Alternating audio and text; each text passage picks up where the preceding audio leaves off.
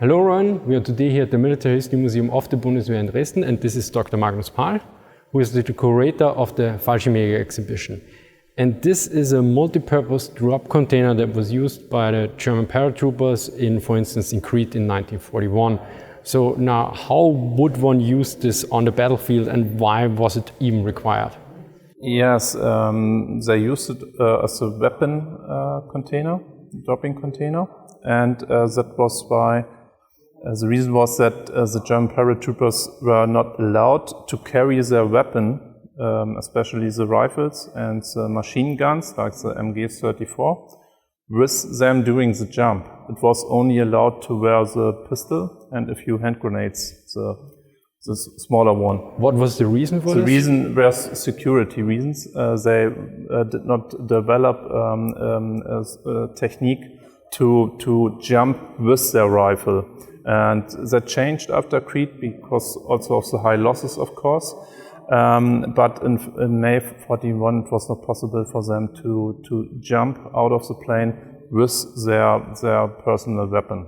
And a few exceptions were in some companies, they carried with them the MP40 or MP38, but it was not allowed, but anyway, they did it, and so they had a little bit firepower than most of the paratroopers, which after landing only had their pistol for self-defense.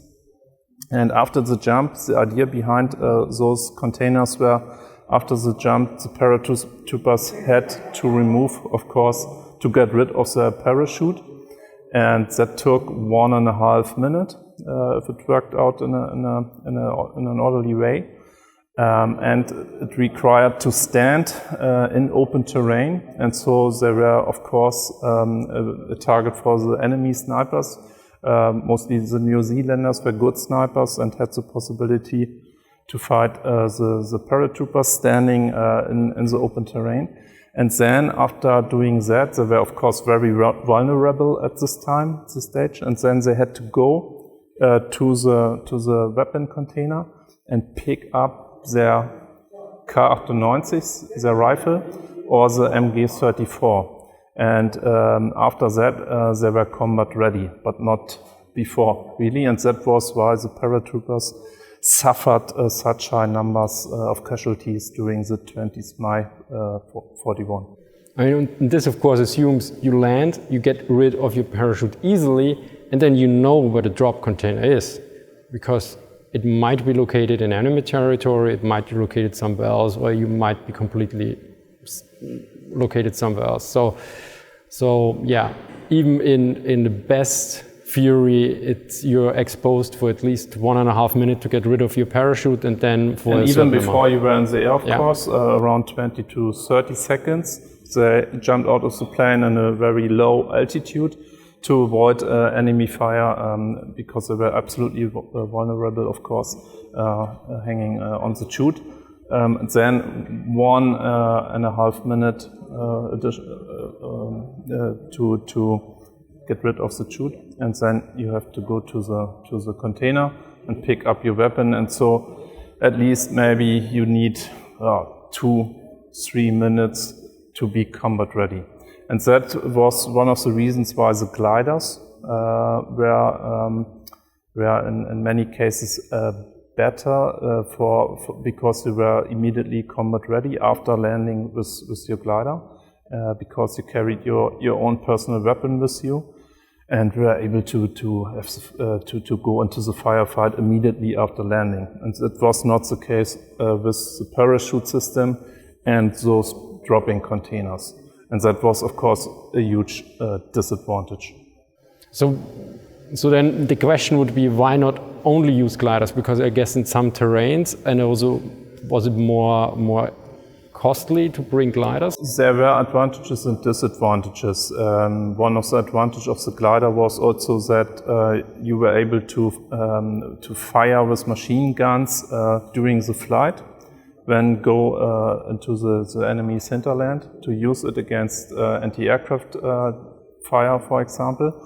That was an advantage, and as we talked before, to go immediately into the battle with your fire weapon. That were the two main advantages. One disadvantage was that you were able to bring more paratroopers into the enemy's hinterland by parachute jumping, because that worked out in very rapid, leaving the airplane, the U-52, Junkers U-52, and you were able to bring more paratroopers on the spot in a shorter time than with gliders, only with gliders. And so they used a mixed method, mixed technique, and using on the 20th May 41 both methods. One question, this is a very special question. I know the source situation is not the best.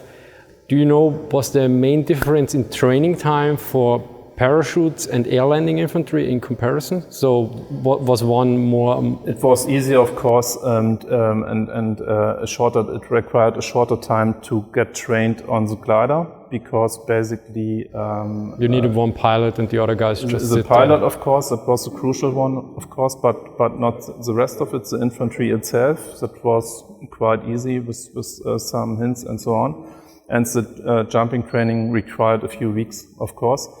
And that was, yeah, of course, that was only also an advantage for the gliders. And in 1940, not all paratroopers did receive jumping training, because they were earmarked to be employed only with gliders, especially when the paratroops trained and prepared for the so-called Operation Seelöwe, Sea Lion. And there were some paratroopers from the assault regiment, from the Sturmregiment, which was first not trained in a parachute for parachute missions, but also but only for glider missions. And then Sea Lion never took place, and so they also received jump training, but on the first hand they were had not undergone the jump training as well. So. Anything to add here? Maybe it's you can add that the famous Hannah Reitsch, the famous woman, the test pilot, was one of those who favored the glider. Of course, she was totally convinced with the concept of using gliders and not the parachute. And there were some testings before the outbreak of the war, and she was one of those pilots from the gliders for tests and so on and so on. And she described it also in her memoirs that she liked the glider as a new weapon. So, and maybe that's an addition. Yeah, it's an interesting point. Okay, thank you very much, Dr. Pahl. Yeah. Thank you to the Military History Museum of the Bundeswehr in Dresden. Thank you to all my Patreon and subscriber supporters for making trips like this possible. As always, sources are listed in the description. Thank you for watching and see you next time. Bye.